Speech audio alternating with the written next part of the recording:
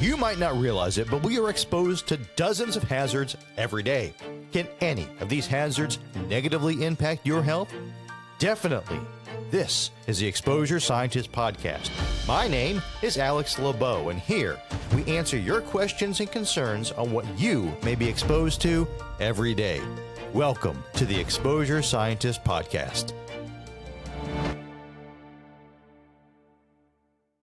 Hello, and welcome to today's episode of the Exposure Scientist Podcast. I have a hot off the press, I'll say, MMWR, Morbidity and Mortality weekly report from CDC. It's a note from the field. I thought it was an interesting one. It's a case of Legionnaires disease associated with a home device used for mixing powdered infant formula. It's actually a 10-month-old infant that they are attributing to this device, where the infants there was reportedly get to Legionella, Legionnaires disease from. So it's caught my eye. If you're not familiar, the majority of the time, children are not, I'll say, unless they are other issues that immunocompromised or whatever, they are not at risk for developing Legionnaires disease. It's usually, I'll say, adults that are at that risk. So, for example, when you see something that's like a school that has the test positive for Legionnaires disease, the primary risk are going to be the teachers working there. The younger students are just not at risk. We don't really see that data unless there are, I'll say, some problems that are caused by immunocompromise or any other comorbidities that the individuals may have that puts them at higher risk. This was an interesting one. Again, I think there's a lot of data that's missing. It appears this happened at a facility. It says at Georgetown University Hospital, that is in Baltimore, Maryland, or the Maryland area, that they found. I'll say, well, there's a lot of interesting parts here. Again, there's not a lot of information because it's a note from the field. They did a test, found that the infant was positive on her UAT for Legionella, and they determined it was positive on UAT, which is LP1, Legionella pneumophilus serogroup 1. They did testing. I'll say here's where it gets a lot of information that's missing. They did testing at, I guess, the healthcare facility, but it wasn't really clear on what they tested at the healthcare facility. They did some testing at the home. It wasn't clear what they rolled out. I will say what they did. So here, they said that they tested the water at the home. The water, the kitchen faucet was positive for LP1. It said 0.7 to 3 CFU per mils. The device, which I guess is a device that stores water inside of it and then heats it up to a certain temperature to mix it with this formula for the infant. The device was found to have LP1 at 72.5 CFU per mil. This was, it says, under traditional spread plate culture. I'm just presuming it's just the culture method. That's like the ISO method or CDC method. They don't specify. What's interesting here is that there's a lot of missing information. There's a lot of information that I'll say that was probably not followed correctly. It said, although routine water testing I'll say approximately 10 days before this individual was hospitalized for, I guess, another issue, that they did not detect Legionella, and there were no abnormal chlorine values. I don't know what abnormal chlorine values mean. Maybe out of spec, non-detect, does not clear.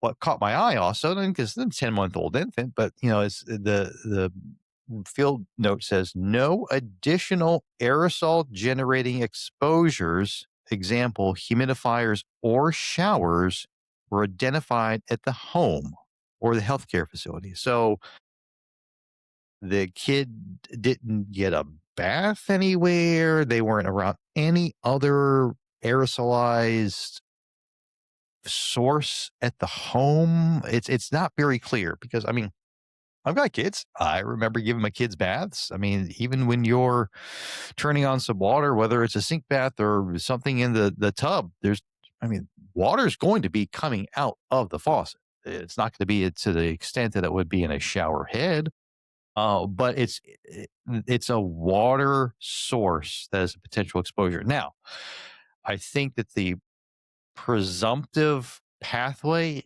that they're getting to is aspiration or aspirational in this in this methodology they've employed. I suggest you go check this out. It says June 18th. For this MMWR, it says case of Legionnaire's disease associated with a home device used for mixed powder infant formula in the United States from 2025. I should clarify that's from 2025. Go read it. See if you have some questions. There's a lot that's, I'll say, there's a lot of details that are not here that are helpful. Now, again, this says notes from the field. This is one where you're like, well, not all the information is here. So we really can't say that it doesn't exist because these are supposed to be quick notes, quick things from the field. Now, one interesting thing here, and this goes for a lot of devices, especially I'll say something that would be a quote unquote medical device, is that first of all, they claim that there was a filter on the kitchen sink that was used to remove chlorine. Okay. That catches my eye. They said they didn't test the filter. They didn't identify whether or not the filter had Legionella bacteria in it. They did detect it in the kitchen sink faucet, which again is an aerating device. So is faucets all over the house, but that's another story. What is interesting here is that and again, it appears that they used kitchen sink water for this device. And within this document, let me go down here. I think um, it says and here's where it gets me. And let me just want to click on this link just to make sure because I went there individually myself. It says the manufacturer recommends using distilled or boiled water, but does not specifically recommend routine internal reservoir draining. Now, I get that. I get that it's an interesting aspect of this. But if you go to the instructions, it says, attention, follow these steps before doing anything else. Fill water tank with bottled water suitable for infant formula preparation or boiled water cooled to room temperature. I don't think that's a recommendation. I think it says this is how you use this. I think that's a kind of saying, well, we're kind of we're not going to hold them too responsible. Maybe they just didn't fully understand it. It literally says here in the instructions, and typically when you do water in these devices, you want something that's suitable for the device that's maybe undergone some type of pasteurization process. And there is a monthly, I'll say, quote unquote, descaling instructions that you're supposed to do monthly. So the manufacturer, I don't think, I mean, when it's kind of like with other devices, when if you, and then I'm not making this this method to match up what ASHRAE 188 is in comparison to, I'll say, these medical devices. But, in 188 it says, hey, building owner or operator, you're responsible. When you have a medical device, I mean, there's some responsibility to sit here and follow the instructions. Now, if there's somewhere else in here it says, well, it doesn't matter. I'm not seeing it. But it's just interesting, you know, yeah, if it says the vice water heats it up to 106 degrees. Sure, yeah, it's probably something, especially if it's in the incoming water. And I've done work in Baltimore. Baltimore waters. There's some issues with some water up there that we found in past instances. So to say that, it's not unsurprising that they found it within utility supplied water. Is this something that is going to be a problem for device manufacturers? At what point do you let the hand go of the owner of the device and go, okay, well, we've given you everything we can. We've told you how to use it. It's in the instructions. So I feel bad for this kid getting Legionnaire's disease. And again, it's not typical. It makes somewhat sense for the aspiration method, especially from, you know, if there's a medical problem with the individual already, having kids that, my own that were that age one time, that like to vomit quite often. So it makes sense because again, typically you're not concerned with, I'll say, inhalation at that young age. But again, there's other medical problems. So I don't think you can totally rule out other aerosol generating devices. But to say that there's no other aerosol exposures in the home, that's a big gap there. That's a big, well, I'm not sure how much give me a schematic, give me the information, how many faucets, what was the hot water heater at? That information's out there. I'm presuming they just used cold water. Did they test the hot water system? They just tested the sink. They didn't even say it was hot, cold. Lots of questions, which is why when you're doing these assessments, and again, it appears from what I've seen, this is a Department of Health, uh, in some part, Department of Health conducting this information as well as others in the hospital system or healthcare system and CDC. You need to have familiarity with doing these assessments, what information needs to be gathered, what you should be looking for. w- You know, and actually, again, they were hospitalized. They had out clinic visits, outpatient clinic visits. Sorry. Um, what else for the exposures? Now that's a big one. That it was in the device. But if you're not using the device properly and you're putting untreated, essentially water into a device that's specified to have a specific type of water in there, th-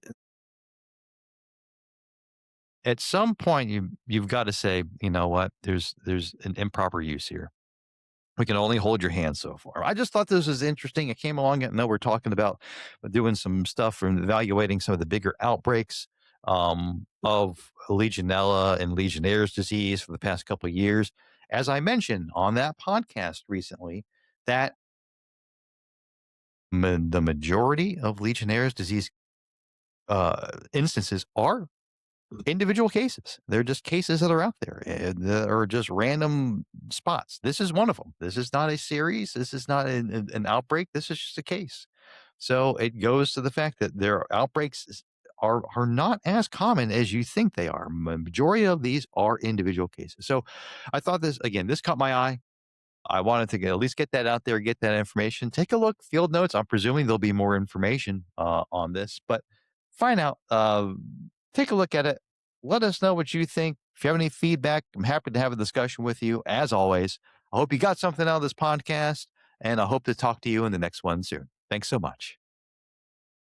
Exposure science covers a broad subject area, including toxicology, industrial hygiene, and risk assessment. From occupational, community, or environmental exposure scientists apply scientific methodologies to understand exposure risks and apply controls when necessary. We at Exposure Assessment Consulting have this expertise. Please reach out to us at info@exposureconsulting.com for a free 15-minute consultation to discuss the specifics of your exposure scenario.